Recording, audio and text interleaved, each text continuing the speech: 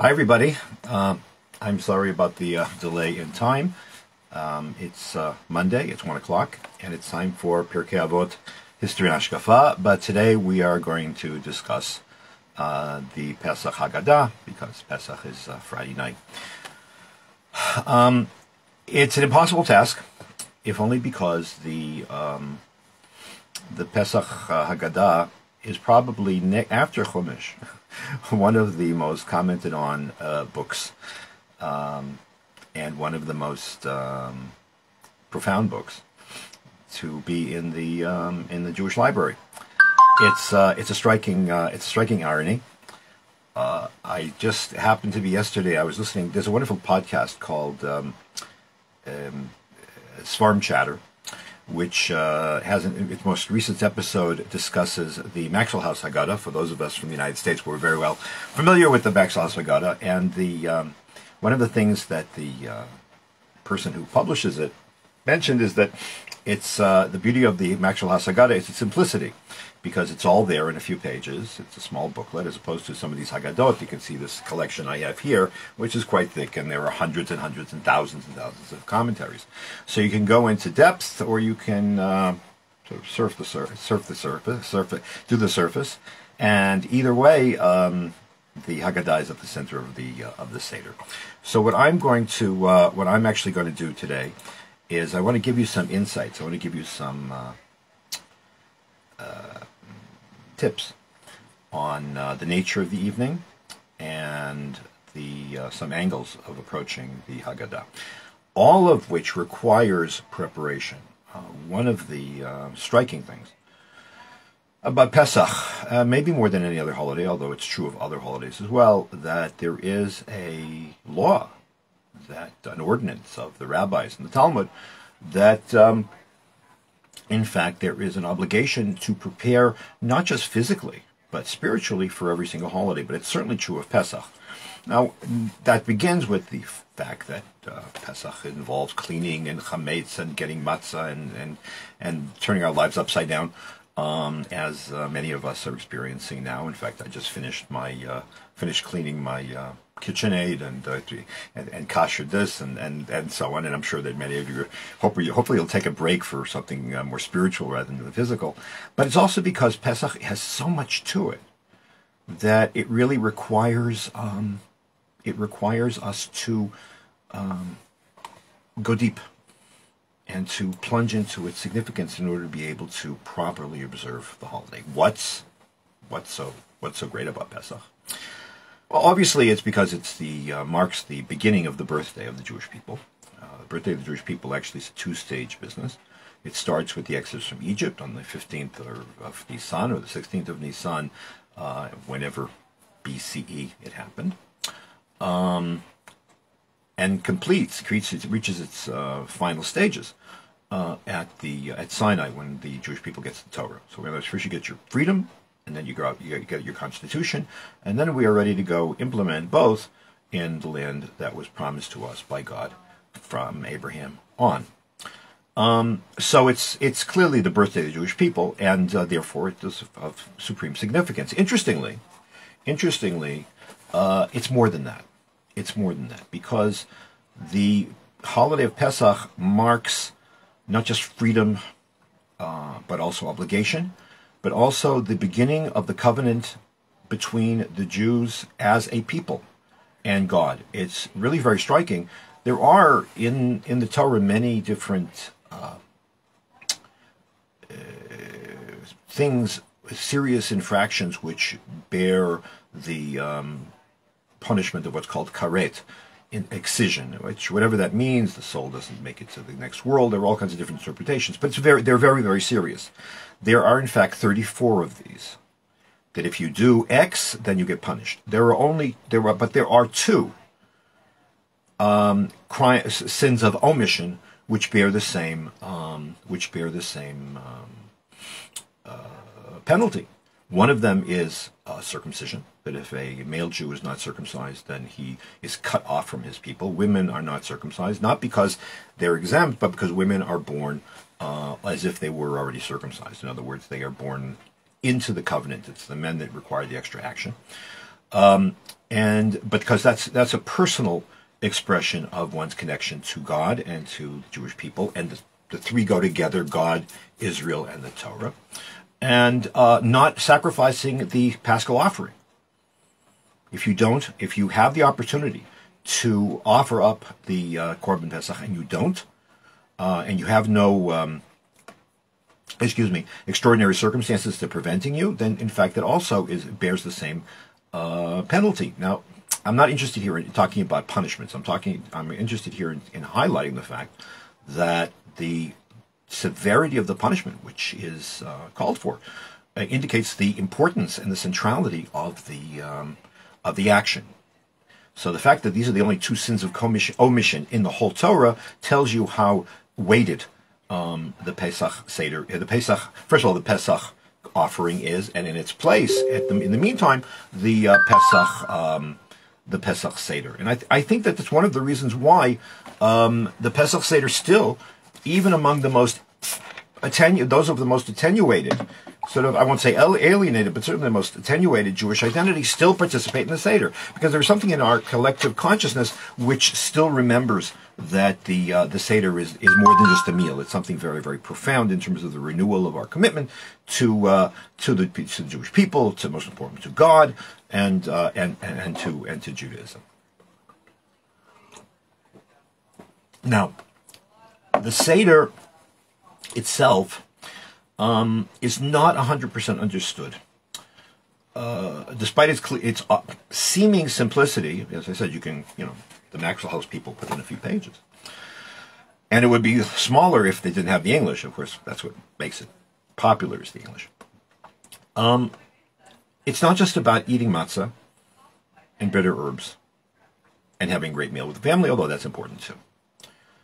But rather, the major mitzvah of the evening, the major performance of the evening, is not a performance. It's a discussion. The major mitzvah, the major commandment of the Pesach Seder is a form of Torah study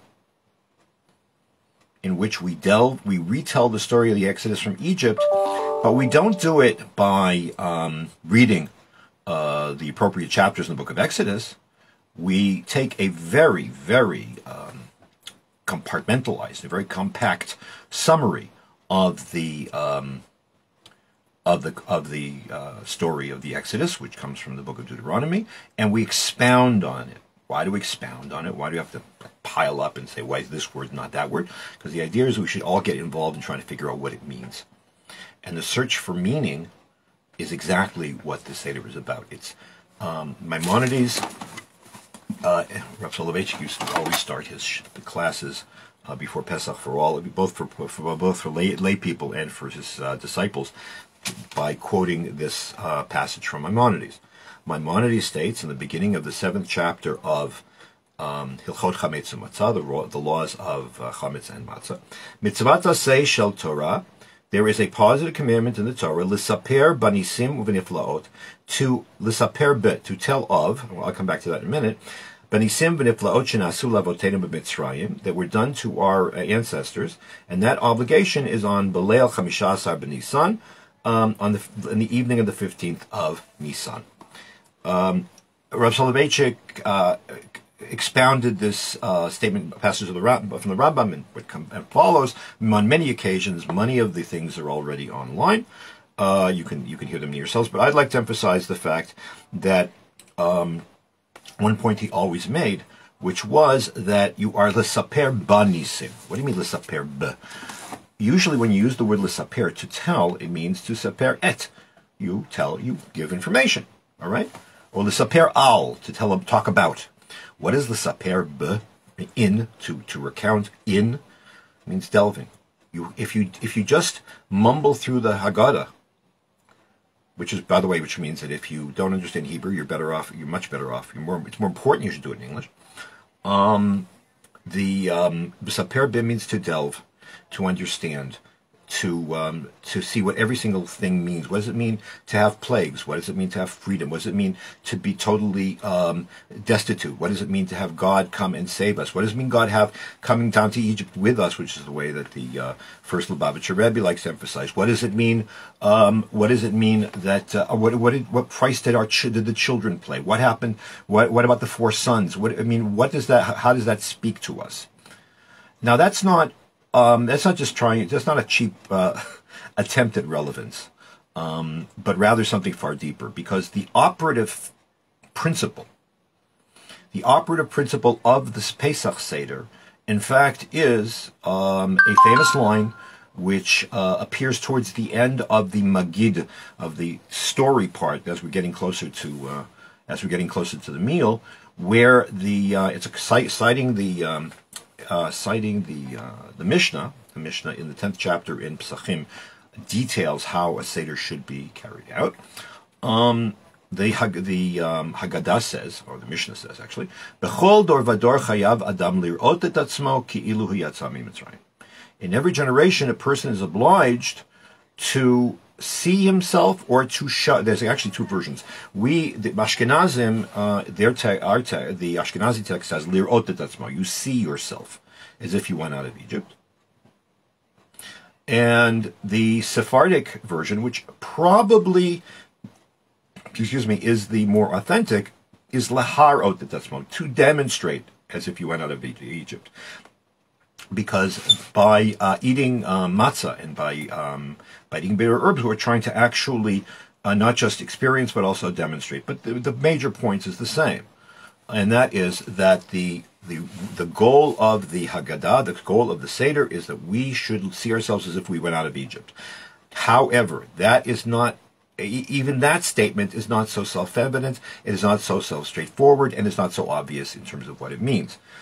On the one hand, it certainly means that we have to take ourselves out of our present circumstances.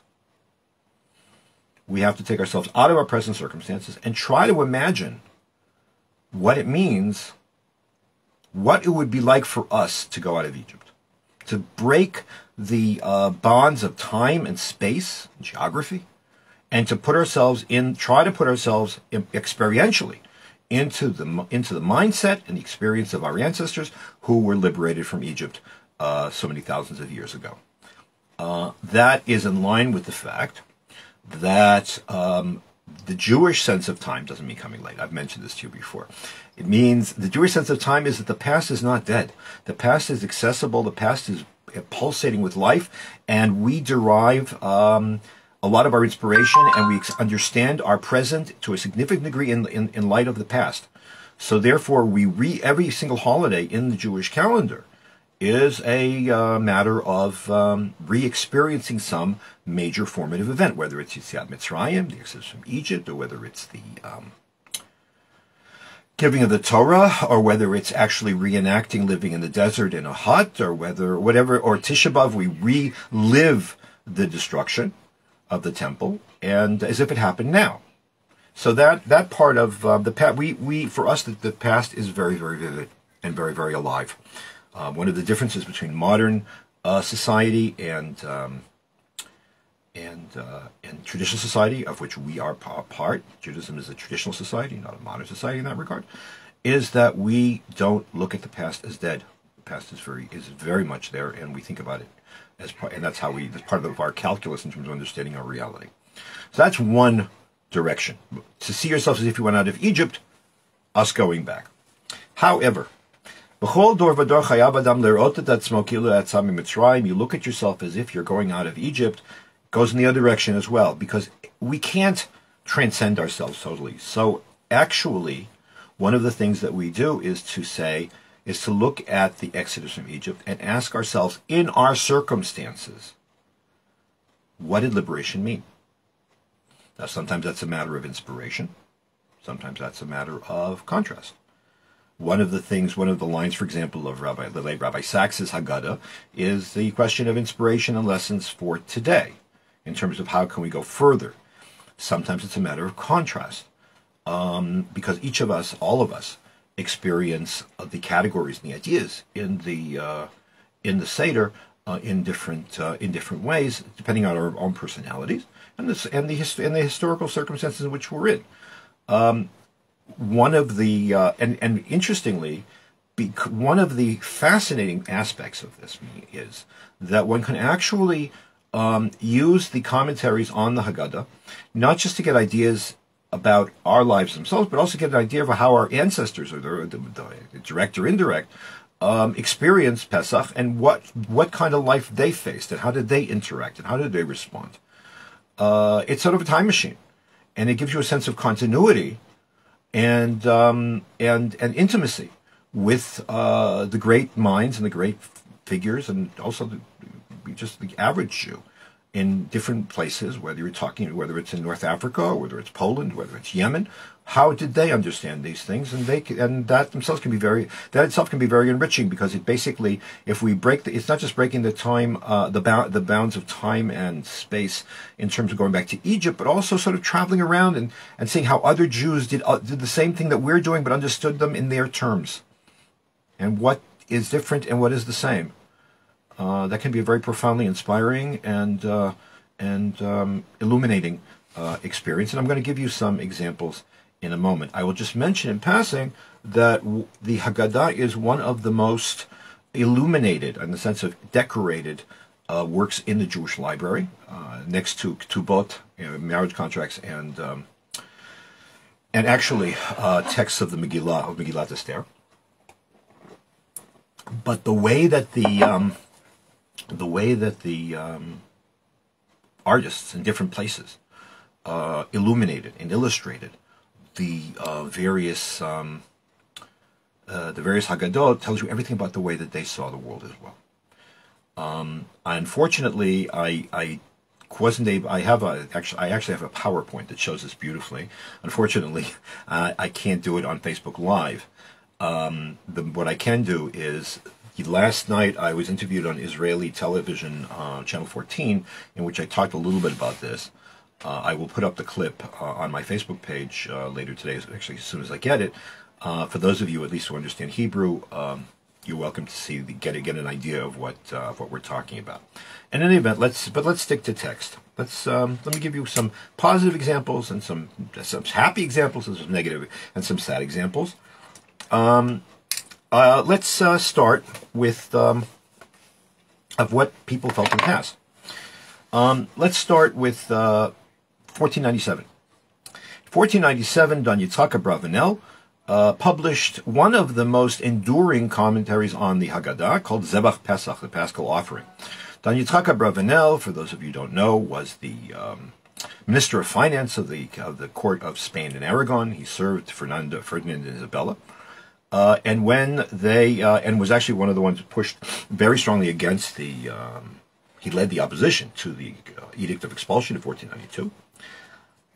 It is claimed that he was so important to the court that Ferdinand and Isabella said, "You can stay Jewish, even though we're throwing out all the Jews." And Abravanel said, "No, I'm going with my brethren. I'm not staying here."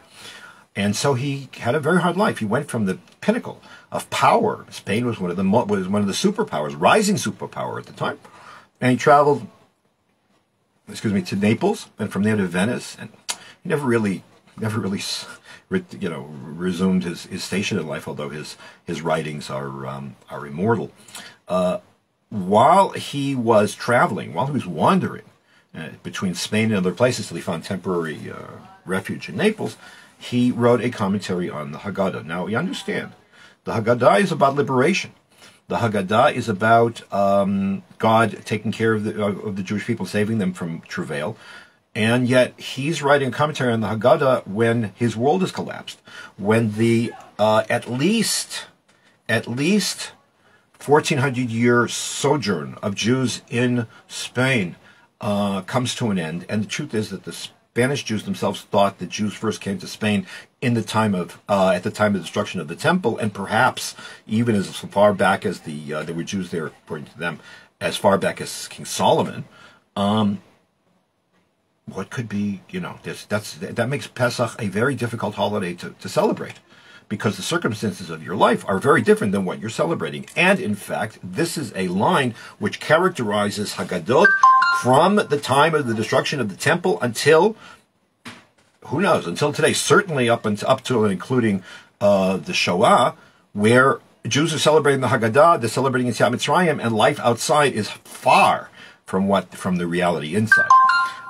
So Abravanel, in the introduction, in one of the opening passages to his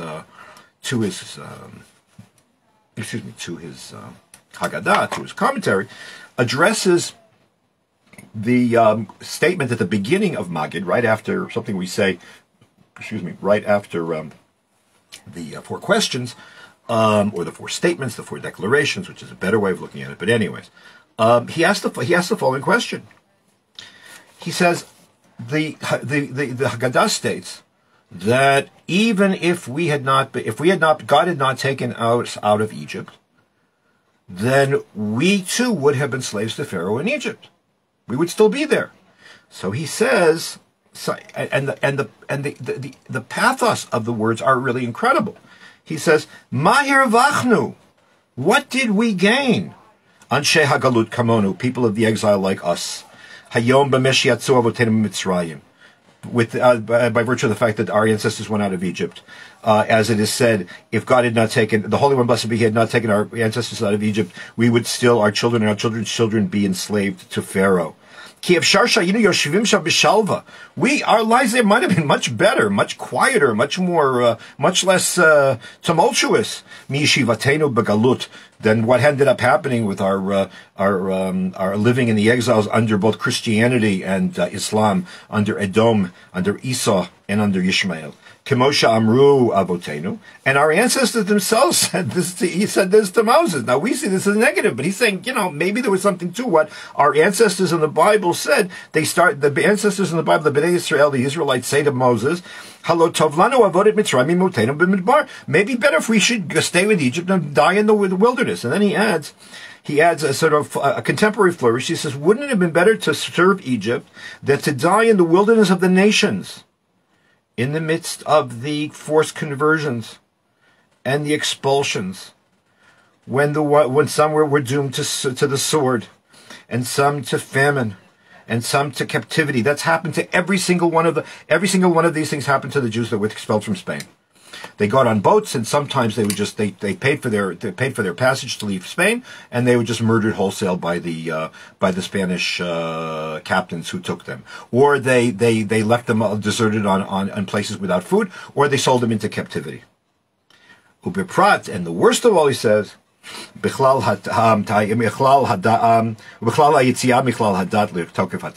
never mind the fact that out of total despair, so many Jews just gave up totally and became Christians. And he says, how can I celebrate Pesach? And this is the reality I'm in. So what is Abravanel saying? Abravanel is saying we have to deal with this. We can't pretend that our life and what we're celebrating is at odds. So how does one deal with this? So the commentary has been translated to English. I leave that to you to look up. But basically, the line of his commentary is the aim of the entire commentary is to reinforce the morale of the Jews, that they should know that we are going to a better place, and that despite the fact that things are bad, nevertheless we should see the beginnings of redemption already in those moments that even as our situation presently is bad. In his comment, interestingly, in his commentary on the book of Isaiah, Abravanel says, it's true. It's true. There's been a lot of Jews who were expelled from England and from France and from Spain and from all kinds of places. But you know what?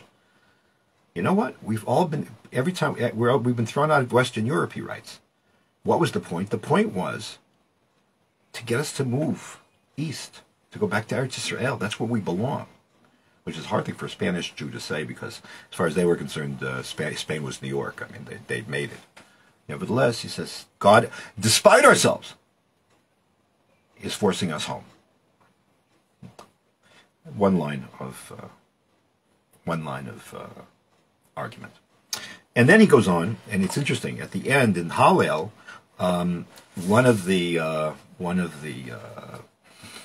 part of the dynamic of the Seder night, Rav Soloveitchik used to point out, it's not so sensational an observation, is that part of the obligation of telling the story is to thank God. And that's why we sing Hallel. That's why we sing all these songs of praise, psalms of praise, two before the meal, and then yes, there is a second half of the Seder after the meal. And the point is that telling the story should lead you to praise. So in one of his comments at one of the psalms we recite at the end of the Seder. He quotes the verse in Psalms, "Ani amarti b'chofsi kol adam kozev." I said in my haste that all men lie. That's the verse in Psalms. And he says as follows. It's really kind of striking.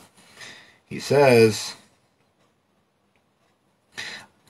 "I promise you there will be a redemption. We are going to get out of this. Az bizman hageula, in the future when we will be redeemed. Sheyeh chopshi, and I'm finally free. Adaber v'asaper, I am going to recount to everybody, eich hayiti omer bayamim hahem, that then, when I was surrounded by so many travails and so many problems and so many expulsions and so much suffering, I'll recall wistfully and with relief that I would say, kol ha'adam kozev, that all men lie." What does that mean? Ratzalo mar kol, that then, when things were so horrid, Kol hanaviyim shitnabu al geulati u'tshuati kulam kozvim. All of the prophets who prophesied my redemption and my salvation lied, because I felt at the time shavar katzir kalakayitz, that the summer is over and everything is finished. Vanachnu lo noshanu, and it's a line from Lamentations. We haven't been redeemed.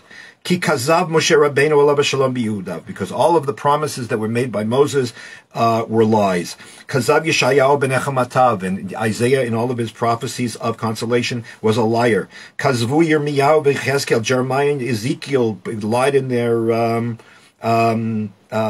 their prophecies, along with all the other prophets. I had no hope. I was totally full of despair. Ki avozman hagbilah atidah.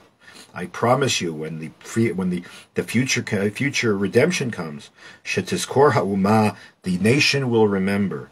V'telaber kol hadvarim at mityashim shayu omrim bizman hagalut. It'll remember all of the despair-filled things that it said to itself, and thank God that we saw it through. As a people, Martin Luther King, right? I promise you, as a people, we will get to the promised land. That's what that's the note that Abravanel, who himself had gone through the horrors of the expulsion, which shook the very foundations of the house of Israel, tells his readers. And if I can believe like that, he says, so can you. Just one moment, just one historical moment. In every generation, you see yourself out of Egypt. And that message, for example, is something which is easily expressive of things that Jews felt throughout the ages, and which we can easily feel now.